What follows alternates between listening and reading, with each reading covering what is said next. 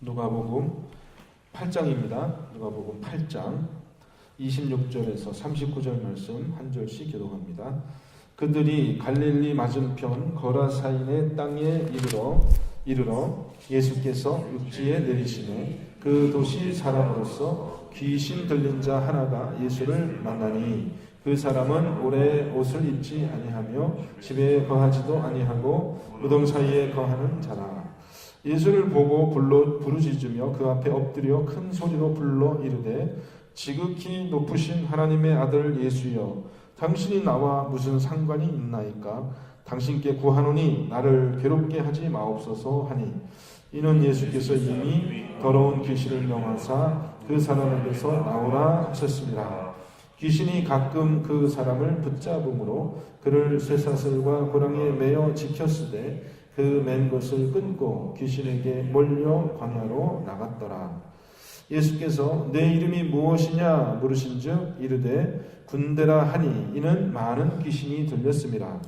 무적행으로 들어가라 하지 마시기를 간구하더니 마침 그곳에 많은 돼지떼가 산에서 먹고 있는지라 귀신들이 그 돼지에게로 들어가게 허락하심을 간구하니 이에 허락하시니 귀신들이 그 사람에게서 나와 돼지에게로 들어가니 그때가 비탈로 내리다가 호수에 들어가 몰사하거늘 치던 자들이 그 이루어진 일을 보고 도망하여 성내와 마을에 알리니 사람들이 그 이루어진 일을 보고 나와서 예수께 이르러 귀신 나간 사람이 옷을 입고 정신이 온전하여 예수의 발치에 앉아있는 것을 보고 두려워하거늘 귀신 들렸던 자가 어떻게 구원받았는지를 본 자들이 그들에게 이르매 거라사인의 땅 근방 모든 백성이 크게 두려워하여 예수께 떠나가시기를 구하더라. 예수께서 배에 올라 돌아가실새 귀신 나간 사람이 함께 있기를 구하였으나 예수께서 그를 보내시며 이르시되 집으로 돌아가 하나님이 네게 어떻게 큰 일을 행하셨는지를 말하라 하시니 그가 가서 예수께서 자기에게 어떻게 큰 일을 행하셨는지를 온 성내에 전파하더라. 아멘. 오늘 말씀의 제목은 귀신 들린 자를 치유하심이라는 제목입니다. 귀신 들린 자를 치유하심. 예수께서 배를 타고 갈릴리 바다 건너 맞은편 거라사인의 땅으로 들어가셨다 이렇게 되어 있습니다. 갈릴리 바다 건너 이곳은 이방인의 땅이고 유대인의 관점에서 볼 때는 부정한 곳입니다. 예수님이 굳이 그곳으로 가야 될 이유가 없었다라는 것이죠. 또 오늘 본문의 이야기를 살펴보면은 이곳이 보면은 여러분 여러 귀신이 집단적으로 거주하는 그런 곳이었고 또 돼지떼를 키우는 그런 곳이었습니다. 여러분 아시다시피 돼지라는 짐승은 율법에 의해서 부정한 짐승이었고 유대인들이 꺼리는 그런 짐승이었잖아요. 유대인들이 이런 돼지떼를 기를 리는 없었을 텐데 아마 이 갈릴리 건너편 이방 땅에서 상업적인 그런 이유로 이 돼지를 많이 기르고 있었던 것 같아요. 하여튼 예수님께서 굳이 이 거라사인의 땅에 갈 이유는 없었다라는 것입니다. 그럼 예수님은 왜 굳이 그 먼 바닷길을 배를 타고 따로 그 제자들과 함께 그 여행을 하여서 그 길을 갔을까라는 질문을 하게 되는데 우리가 이야기의 흐름을 쭉 살펴보면요. 나중에 예수님께서 이제 그 지방에서 귀신 들린 한 사람을 만나서 그 사람을 고치세요. 그리고 나서는 예수님께서 다른 일 행하신 것이 없고 바로 다시 배를 타고 돌아오셨다라는 것이죠. 원래 자기 고향으로요. 그렇다면 예수님께서 그 바다를 건너 그 먼 길을 가신 이유는 뭐겠어요? 그 귀신 들린 그 사람을 만나려고 가셨다라는 것이죠. 예수님이 무작정 발길 닿는 대로 야 우리 뱃놀이 하자 이렇게 넓은 호수를 헤매시다가 우연히 그 사람을 만나는 것이 아니라 예수님은 처음부터 바다를 건너실 때부터 그 바다 건너편에서 무슨 일이 있을 것을 아시고 작정하시고 그 일을 이루시기 위하여 그렇게 바다를 건너신 겁니다. 그렇게 우리가 이 이야기를 이해해야 되겠죠. 자, 복음서 전체의 이야기 속에서 우리가 이야기를 해석을 해야 되는데 복음서 이야기를 가만히 보면은요. 예수님은 무작정 발길 닿는 대로 가다가 뭐 일이 생기는 대로 그렇게 대처하시는 것이 아니라 정확한 목적을 가지고 하나님의 뜻을 이루기 위해서 움직이시는 분이다라는 것을 우리는 보게 됩니다. 우리가 잘 아는 또 다른 이야기를 보면은요, 예수님께서 수가성 우물가에서 그 과거가 있는 여자를 만나서 복음을 전하신 사건을 여러분 기억하실 겁니다. 그렇죠? 그때도 마찬가지로 유대인들이 그 좋아하지 않는 회피하여 다니는 그 길을 일부러 예수님이 택하셔서 그 부정한 땅이라고 알려져 있는 사마리아로 들어가셨고요.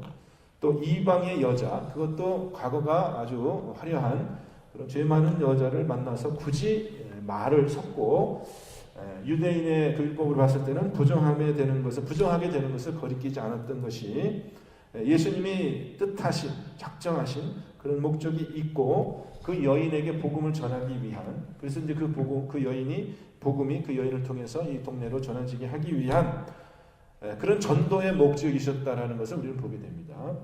여기서 우리 성도들의 삶 속에 제가 한 가지 묵상이 된 것은 우리 제자들, 우리 예수 그리스도의 제자들의 삶에도 이 분명한 목적과 의도를 가진 그런 방향성이 있는 그런 움직임이 좀 있어야 되지 않나, 그런 생각이 들게 됩니다. 우리가 우리 주변에서 일어나는 그런 모든 일들을 다 알 수는 없지만 우리가 하나님께 기도하기를 힘쓸 때 하나님의 뜻이 우리에게 알려지고, 그래서 우리가 오늘 하루의 삶 속에서 정말 누구를 만나야 되고 어디를 가야 돼서 무슨 일을 해야 되는지에 대한 그런 성령의 그런 인도하심을 분명히 받는 그런 사람이 되어야 되겠다라는 생각을 좀 하게 되었습니다. 여하튼 간에 우리 제자들의 삶이 그렇게 예수님의 삶을 쫓아가야 되는데, 어쨌든 예수님은 바다 건너에서 이 거라사 지방에서 분명한 어떤 일을 이루시기 위해서 배를 띄우고 지금 그 길을 가고 계시다. 자, 바다를 건너는 도중에 어떤 일이 있었습니다. 그것은 오늘 본문이 있기 전에 있었던 일인데요. 큰 바람이 일어나서 배가 위태롭게 되었습니다. 그래서 예수님께서 이제 또 바람과 바다를 꾸짖어 잔잔하게 한 그런 사건이, 그런 이적이 이제 바로 오늘 우리가 읽은 본문 전에 있었는데, 여기서 우리는 한 가지 또 생각할 수 있는 것이 뭐냐면은, 왜 예수님이 바다를 건널 때 왜 하필 그 시간에 그 바람에 큰 바다에 바람이 일어가지고 폭풍이 일어났는가? 이것도 역시 우리가 우연이라고 생각할 수 없다라는 거죠. 그죠? 우연히 그런 일이 일어나는 게 아니라 사실은 이 예수님의 그 목적과 예수님의 전도 활동을 방해하려는 이 사탄의 방해 공작이 아니었었나, 이렇게 생각을 하게 됩니다. 그래서 예수님이 바람과 바다를 꾸짖었다 그랬잖아요. 꾸짖었다는 거죠. 우리가 꾸짖는다는 표현은 어떤 인격적인 존재에 하는 것이죠. 그렇죠? 바람을 꾸짖는다는 건 사실은 그것은 뜻이 맞지 않는 이야기인데, 예수님께서 굳이 바람과 바다를 꾸짖었다라는 표현은 무엇이냐면은 그 바다의 풍랑이 일어나는 그 사건 이면에 악한 사탄의 그런 의도가 있었다라는 것을 우리가 암시적으로 그렇게 배울 수 있습니다. 그렇지만은 그 사단의 그 도전과 사단의 그 방해 공작은 결국은 어떻게 됩니까? 예수님께서 이 바다와 바람을 명하여 그렇게 순종하게 하실 수 있는 그런 권세가 있는 분이다라는 것만 증명하는 꼴이 되고 말았습니다. 여러분, 그 당시에 예수님 당시에 많은 사람들의 신과는 어때요? 바다에는 바다를 다스리는 그런 신이 있고, 그게 뭐예요? 포세이돈이라고 하죠, 우리가. 그 로마 신화에서는 바다에서는 물이 다스리는 그 신이 제일 센 거고, 바람에는 또 바람을 다스리는 신이 제일 센 거고, 산에 가면 산을 다스리는 구름에는 구름을 다스리는 신이 따로 있다. 이것이 이제 그 당시 사람들의 신관이 아니겠어요? 근데 예수님께서는 바다를 다스릴 수 있는 권세도 있고 바람을 꾸짖을 수 있는 권세도 있다. 예수님의 권세는 이 세상의 그 어떤 권세의 어떤 영역에 제한이 되어 있지 않고 모든 이 천지 우주 만물을 다스리는 모든 권세 위에 뛰어나신 권세라는 것을 지금 이적 사건을 통해서 차근차근 증명해 가고 있는 것입니다. 이것이 복음서의 지금 의도예요. 그러니까 예수님이 이적을 한 가지씩 행하실 때마다 이 세상의 권세가 하나씩 둘씩 예수님께 복종하는 그런 모습들을 이제 보여주고 있습니다. 결국 예수님께서는 나중에 어떻게 죽게 돼요? 유대인들에게 잡혀서 로마 권세에 의해서 죽임을 당하잖아요. 이것은 누가복음을 처음부터 끝까지 쭉 읽어가는 독자의 입장에서 봤을 때는 너무나 어이가 없는 일이죠. 어떻게 그럴 수가 있어요? 그렇잖아요? 바다를 잔잔케 하신 예수님, 그죠? 바람을 꾸질 수 있는 그런 예수님. 또 오늘 사건에서 본 것처럼 귀신, 그 많은 군대 귀신을 쫓아낼 수 있는 그런 권세, 문둥병을 깨끗하게 하고 심지어는 죽은 자를 살리게 하는 그런 권세를 가진 그런 예수께서 이 로마 제국의 그 권세를 이기지 못할 까닭이 없지 않겠습니까? 그죠? 자연을 다스리는 그런 초자연적인 죽음을 정복한 그 권세를 가진, 그러니까 결국은 이 예수님의 이야기를 끝까지 읽어낸 그런 사람들의 해석은 뭡니까? 그렇다면 예수님이 죽은 것은 과연 로마 황제의 권력에 굴복하여서 미치지 못해서 죽은 것이냐? 그것은 사실은 아니라는 것이죠. 예수님께서 마지막에 죽기 전에 하신 말씀처럼 인자는 생명을 버릴 권세도 있고 도로 다시 찾을 권세도 있다. 이제 그렇게 말씀하셨잖아요. 그러니까 예수님의 십자가의 죽으심은 결코 그것은 예수님이 힘이 없어서 권세가 없어서 로마의 황제에게 굴복한 것이 아니라 그것은 자발적인 선택이었다라는 그런 해석에 도달할 수밖에 없어요. 그죠? 우리가 온전한 정신을 가지고 예수님의 복음의 스토리를 읽으면 예수님의 죽음이 자발적인 선택이었다는 것을 우리는 알게 되어지고 결국 그것이 예수님의 부활 사건을 뒷받침하는 그러한 이야기의 흐름이 되게 됩니다. 자, 우리 교회가 가진 권세도 결국은 부활의 권세인데 우리 교회가 가진 권세에도 예수님의 권세처럼 제한이 없다. 우리는 그것을 좀 믿기가 어려운데요. 우리의 일상적인 경험으로 참 믿기가 어렵고 우리는 이 세상의 권세에 갇혀 사는 듯한 그런 느낌을 받게 되는데 그것이 우리 성도에게 믿음이 필요한 그런 영역이라는 것이죠. 그래서 저와 여러분의 오늘 삶 속에서도요. 우리의 경험과 우리의 그 지혜를 초월한 예수님의 권세가 드러나는 그런 한날이 되시기를 간절히 축원드립니다. 우리 성도는 믿음으로 사는 사람들이죠. 그러니까 사람이 할 수 없는 그런 일들을 분명히 그런 이적들이 우리의 삶 속에서 눈에 보이게 또 눈에 보이지 않게 그렇게 드러나야 됩니다. 꼭 있을 수 있는 그런 일이라 할지라도 우연히 생길 수 있는 그런 일이라 할지라도 그 이면에 이 세상의 모든 역사를 주관하시는 그 하나님의 손길이 우리 성도들에게는 믿음으로 보여줘야 됩니다. 그런 영적인 안목이 저와 여러분에게 있으시기를 다시 한번 주님의 이름으로 축원드립니다. 자, 이제 예수님은 당신의 권세가 유대 땅뿐 아니라 유대 땅에 제한되어 있을 뿐 아니라 바다 건너 이방 땅에도 미치는 그런 권세인 것을 자랑할 목적으로 또 이제 한 사람에게 복음을 전할 그런 목적으로 바다를 건너십니다. 자, 그 땅에는 아주 견고한 그런 사단의 진이 있었습니다. 그들은 일단 숫자가 많았어요. 우리가 이제 귀신을 치유하는 그 장면을 통해서 예수님께서 너는 도대체 누구냐? 그랬더니 귀신이 대답하는 말이 우리는 군대입니다. 그게 무슨 뜻이에요? 우리는 숫자가 많습니다. 이렇게 자랑하는 것을 보게 되거든요. 근데 하나님은 숫자에 의존할 필요가 없죠. 하나님은 숫자에 의존할 필요가 없어요. 숫자 많은 것을 자랑할 필요가 없습니다. 자, 예수님께서 한마디 말로 그들을 다 제압하십니다. 예수님께서 제자들과 함께 배를 타고 배 한 척을 타고 거라사 땅에 이제 내리시는데 그 내리시자마자 그 지역에 있는 영들이 아주 난리를 치면서 예수님께 와서 소리를 지릅니다. 자, 귀신 들린 자 한 사람이 나타나서 예수님께 이렇게 소리를 지른다고 오늘 본문 말씀하고 있는데요. 이렇게 소리를 질러요. 지극히 높으신 하나님의 아들 예수여. 28절이죠. 28절. 지극히 높으신 하나님의 아들 예수여. 당신이 나와 무슨 상관이 있나이까? 당신께 구하노니 나를 괴롭게 하지 마옵소서. 예수님은 지금 귀신 들린 사람한테 한마디도 한 적이 없어요. 자기가 알아서 와가지고 자기가 괜히 예수님께 이렇게 얘기를 하는 겁니다. 근데 물론 이제 설명이 있는데 예수님이 이전에 이미 귀신에게 명하여 나가라고 했다. 그런 말이 설명으로 덧붙여져 있습니다. 어쨌든 귀신은 단번에 예수님을 알아보는데요. 지금까지 누가복음 지금 9장에 오도록 예수님을 이러한 존칭으로 부른 사람이 아무도 없어요. 제자들 중에 누구도 예수님을 이렇게 부른 사람이 없어요. 귀신이 놀라운 지금 그런 호칭을 예수님께 하고 있는데 뭐라 그래요? 지극히 높으신 하나님의 아들 예수요. 엄청난 말입니다. 아무 사람도, 이 땅에 있는 아무 사람도 아직 예수님의 그 정확한 정체를 파악하고 있지 못하는데, 이 귀신들은 영적인 존재이니까 지식이 있어서, 정확한 지식이 있어서 예수님이 누구신지 한 번에 알아봤다라는 것이에요. 귀신들이 예수님을 안 믿는 거는요, 예수님이 누구신지 몰라서 안 믿는 게 아니에요. 그들은 다 알아요. 정확하게 예수님이 누군지 알아요. 근데도 회개하지 않고 예수님을 따르지 않습니다. 이게 참 무서운 얘기죠.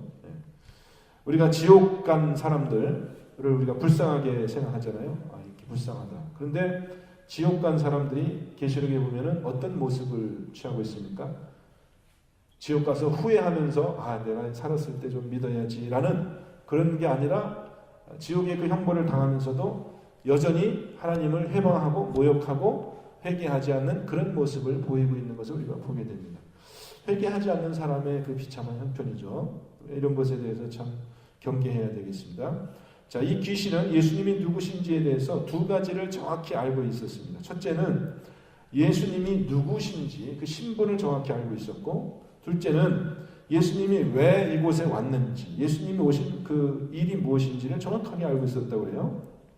아까 예수님을 지극히 높으신 하나님의 아들이라고 알아본 것은 정말 놀랍습니다. 우리 사람들은 예수님을 잘 모른다고 하지만 로마서에 의하면 우리 양심에 또 이 온 우주 만물에 이미 하나님을 알만한 것이 계시되어 있다. 그래서 우리가 핑계할 수 없다라고 이야기합니다. 사람들은 나 예수님 몰랐어, 누군지 몰랐어, 그래서 안 믿은 거야 라고 핑계를 댈 수 있을 것이라고 생각하지만은 사실은 모르는 게 아니에요. 모르는 척하는 겁니다. 모르는 척하는 거예요. 우리 양심에는, 그리고 온 세상 우주 만물에는 이미 하나님이 계시되어 있어요. 우리가 하나님을 모르지 않습니다. 알면서도 모른 척하는 거고, 모르고 싶은 거고, 부인하고 싶은 거고, 핑계하고 싶은 겁니다. 그래서 우리의 심령을 좀 잘 들여다봐야 돼요. 자, 귀신들은 정확하게 예수님을 알고 있었고, 둘째, 예수님께서 이곳에 온 목적이 자신들을 괴롭게 하기 위해서 왔다, 이렇게 이야기를 합니다. 자, 귀신이 예수님께 말을 하는데, 귀신이 어떻게 말을 하냐? 귀신은 영적인 존재, 물리적인 존재가 없잖아요. 우리처럼 몸이 없잖아요. 그래서 목소리로 자기의 의사를 밝힐 수가 없기 때문에 귀신 들린 사람을 이용하여서 자신의 의사를 표현합니다. 그러니까 지금 귀신 들린 사람이 소리를 지르고 있는데, 지금 말하는 인격이 누구예요? 말하는 인격이 귀신 들린 사람이 자신의 인격으로 말하는 것이 아니라 귀신이 말하는 것이에요. 실제로 귀신이 말하는 것입니다.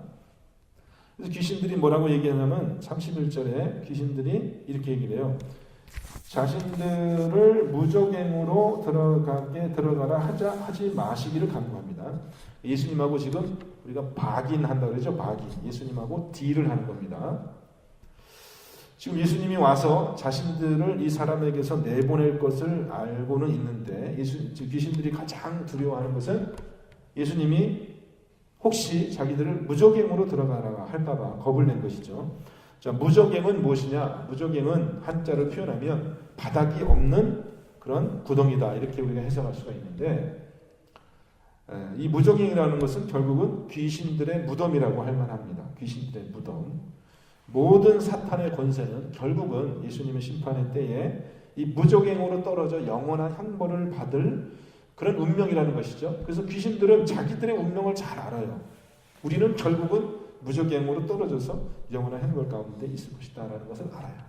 그런데 그것이 그들이 가장 무서워하는 건데, 지금 귀신이 예수님께 구하는 것이 뭐냐면, 결국은 내가 무적행으로 언젠가는 들어갈 것을 알지만 아직은 그때가 되지 않은 것이 아니냐라고 예수님께 지금 주장하는 겁니다.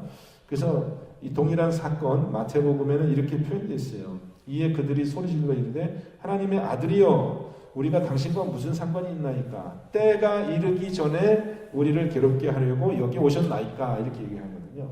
때가 이르기 전이라는 것은 예수님의 최후의 심판이 아직 이르기 전에 우리를 괴롭게 하려고 여기 왔습니까? 귀신이 참 신통하죠. 귀신은 우리 사람들이 모르고 있는 걸 다 알아요.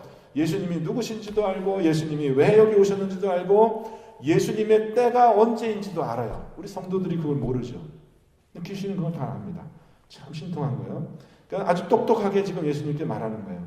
아직 때가 안 됐는데 왜 먼저 와서, 왜 미리 와서 우리를 괴롭게 합니까? 아직은 무조건은 아닙니다. 이렇게 얘기를 하는 거예요. 예수님이 허락을 하죠. 그러면 너희들이 한번 얘기를 해봐라. 너 그 사람에게서 나와서 어디로 가고 싶냐? 귀신들이 선택을 합니다. 어디로 가기로 선택했어요? 어디로? 돼지떼로. 참 자기들 스스로 자기들이 돼지떼로 들어가겠다고 선택을 해요. 참 적절하지 않습니까? 이 부정한 동물 돼지떼에 이 더러운 귀신이 이 더러운 동물로 들어간다는 것이 참 적절한 선택인데, 그런데요, 돼지들은 그게 기쁘지 않은 겁니다. 귀신들은 돼지로 들어가기를 원했는데 돼지들은 별로 반갑지가 않은 거예요. 귀신이 들어가자마자 돼지들이 어떻게 행동을 합니까? 이상한 행동을 보입니다. 절대로 동물의 세계에서는 있을 수 없는, 동물의 본능으로는 도저히 일어날 수 없는 일을 돼지들이 하는 거죠. 미친 겁니다. 어떻게 돼요? 돼지떼들이 귀신이 들어가자마자 비탈길로 막 내려달려가지고 물속으로 첨벙 들어가서 자살을 하는 겁니다. 떼죽음을 당했어요. 떼죽음을 당했어요. 여러분, 자연적으로 이런 일이 있을 수 있습니까? 여러분, 자연적으로? 옛날에 제가 TV 동물의 왕국을 봤는데 그런 일이 실제로 있더라고요. 쥐들이요, 막 때려다가 바다로 뛰어들어서 자살하는 그런 일이 있더라고요. 때려다가. 왜 그러냐? 동물학자들이 연구를 해보니까 쥐들이 개체수가 너무 많아가지고 먹을 게 부족하니까 그 중에 쥐떼가 스스로 자살해서 자기들 숫자를 줄이는 거라고 그렇게 얘기를 하더라고요. 이게 맞는 얘기인지는 모르겠지만은 우리가 아는 이 생명을 가진 모든 그런 우리 생명체의 본능은 뭐예요? 생존의 그 본능이 있잖아요. 생명을 보존하고자. 그러니까 이 돼지떼가 얼마나 힘들면 차라리 죽고 말자. 그러니까 귀신에 들렸다가 치유된 사람들의 간증을 가끔 듣잖아요. 여러분 들은 적이 있으세요? 그 귀신에게 조종당하면서 사는 그 삶이 너무 괴롭다고 그래요. 너무 괴롭다 진짜. 죽음보다도 괴롭다고 그러는데 죽지도 못하고 그렇다고 떠나지도 못하고 참 그렇다고 그래요. 그러니까 얼마나 힘들면 죄지들이 얼마나 힘들었으면 죽기를 선택하는가. 참 악한 영의 이 활동이 얼마나 우리 인간들을 정말 괴롭히는지 우리가 그 실체를 보게 됩니다. 자, 이렇게 이제 결국 이 사람은 회복이 되었는데 돼지를 치던 사람들은 큰 손해를 봤잖아요. 자기들이 치던 돼지가 다 죽었으니까. 이 사람들이 이제 막 마을로 들어가가지고 소문을 냈겠죠. 봐라, 이상한 사람이 와가지고 우리 돼지떼가 지금 몰살을 당했다. 그래서 이제 마을 사람들이 무슨 일이 있었는지 이제 막 뛰어나와서 보니까 이 귀신 들린 사람이 단정한 모습으로 예수님의 발 앞에 쫙 이렇게 앉아 있는 것을 보게 됩니다. 사람들은 깜짝 놀랐겠죠. 그런데 그 일을 자기들이 직접 눈으로 본 건 아니에요. 조금 실감이 안 납니다. 저 사람 분명히 귀신 들린 사람이 맞는데 온전한 정신으로 단정한 모습으로 치유가 된 것은 분명한데 앞뒤 사건의 전후를 다 알지 못하니까 조금 이 사람들은 실감은 나지 않았을 거예요. 그렇지만 자기들이 평소 알고 있던 그 사람이 치유된 것만은 분명히 알았겠죠. 그러니까 이 사람들은 이 예수님의 이야기를, 자기들이 들은 이야기를 놀랍게 여기면서 한편으로는 두려운 마음이 있어서 뭐라고 하냐면 예수님한테 우리 동네에서 좀 떠나가십시오 이렇게 얘기합니다. 이것은 예수님에 대한 어떤 나쁜 감정이라고는 할 수 없습니다. 나쁜 감정은 아닌데 예수님이 하신 일이 너무나 놀랍고 또 자기들에게 물질적인 그런 손해가 있었기 때문에 두려운 마음이 든 것이죠. 예수님이 우리 마을에 계시면 이게 좋은 일이 될지 나쁜 일이 될지 자기들의 어떤 그런 능력으로 감당할 수 없는 그런 일일 것이다 이렇게 생각해서 예수님이 떠나시기를 간청했고요. 예수님은 목적하신 모든 일을 이루시고 이제 다시 배를 타고 유유히 그 자리를 이제 뜨십니다. 귀신 나간 사람이 예수님께 간청하죠. 내가 예수님과 좀 함께 있었으면, 예수님을 쫓아 함께 제자가 됐으면 좋겠습니다 했을 때 예수님께서는 그를 집으로 가라고 명하시면서 이렇게 얘기를 합니다. 하나님께서 어떻게 큰 일을 행하셨는지를 말하라. 이렇게 얘기를 합니다. 이 이후에 이 사람의 삶이 예수를 증거하는 삶이 되었다라는 것이죠. 하나님께서 하신 큰 은혜를 증거하는 그런 사람이 되었다라는 것이 오늘 이야기의 전말입니다. 자, 예수님의 이 오늘 이야기의 사건의 기록은 그 목적이 예수님의 권세가 얼마나 이제 미치지 않는 그런 영역이 없고, 예수님이 이 귀신의 본거지라고 할 수 있는 이 거라사 지방에 가서 오늘날로 보자면은 사실 가장 영적으로 어둡고 가장 복음이 전파되기 어려운 그런 어떤 지역에 가서 예수님께서 아주 그 권세와 능력을 또 그 이름을 떨치는 그런 위대한 예수님의 승리의 이야기입니다. 오늘 저와 여러분의 삶 속에도 아직 예수님의 권세가 미치지 않는 그런 어두운 영역이 있을지 모르겠습니다. 그 견고한 짐들이 있을지 모르겠어요. 우리가 오늘 기도할 때 정말 그 예수님의 그 이름의 권세가 나타나고, 또 저와 여러분의 오늘 하루의 삶 속에서 그러한 많은 일들이 증거되는 복된 하루가 되시기를 주님의 이름으로 축원드립니다. 기도하겠습니다. 이 세상에 분명히 존재하며 활동하며 여러 사람들에게 좋지 않은 영향을 미치고 있는 그 귀신의 존재를 저희는 부인하지 않습니다. 그렇지만 우리에게 다스릴 수 있는 놀라운 예수 그리스도의 이름의 권세가 있는 것을 또한 믿습니다. 하나님, 오늘 우리의 삶을 통하여서 예수 그리스도의 복음이 전파되게 하여 주시며, 그리스도의 이름으로 귀신이 쫓겨가며 병든 자가 치유되며 또 어두움이 물러가는 그런 놀라운 일들 우리 삶을 통해서 증거되게 하여 주옵시며, 그래서 그리스도께서 우리 교회와 함께 하시는 그 놀라운 증거가 나타나는 귀한 한 날이 되기를 소원합니다. 주여 우리와 함께 하여 주옵소서. 귀하신 예수 그리스도의 이름으로 기도하옵나이다. 아멘.